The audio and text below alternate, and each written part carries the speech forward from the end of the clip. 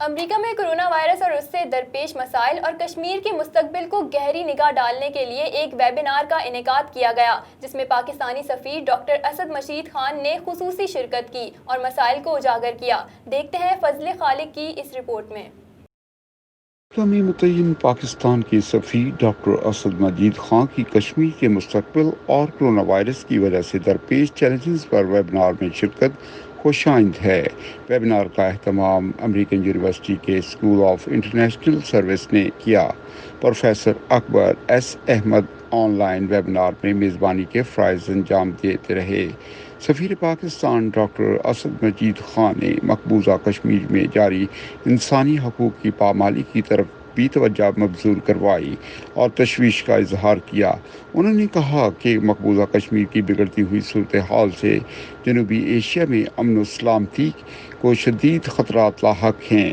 بھارتی حکومت corona virus کی وبا کی آڑ میں جارحانہ پالیسیوں سے نہتے کشمیریوں پر ظلم و ستم ڈھا رہی ہے۔ مقبوضہ کشمیر میں غیر انسانی اور غیر جمہوری لاک ڈاؤن گزشتہ ایک سال سے جاری ہے۔ Since January, there have been close to around 1,600 cross LOC violations by India. So clearly, Kashmir today is a hotspot. Kashmir today is a flashpoint.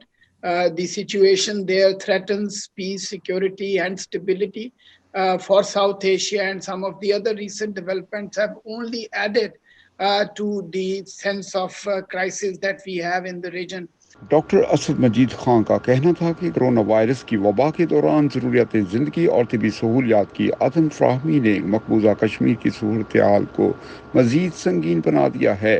سفیر پاکستان نے اس موقع پر حکومت پاکستان کی جانب سے کرونا کی وبا کی روک تھام کے لیے کیے گئے اقدامات پر بھی روشنی ڈالی۔ انہوں نے مزید کہا کہ وفاقی حکومت کے اسمارٹ لاک ڈاؤن اور SOPs پر زور دیتے ہوئے صورتحال بہتری کی جانب گامزن ہے۔ پاکستان جنوبی ایشیا میں امن کا خواہاں ہے۔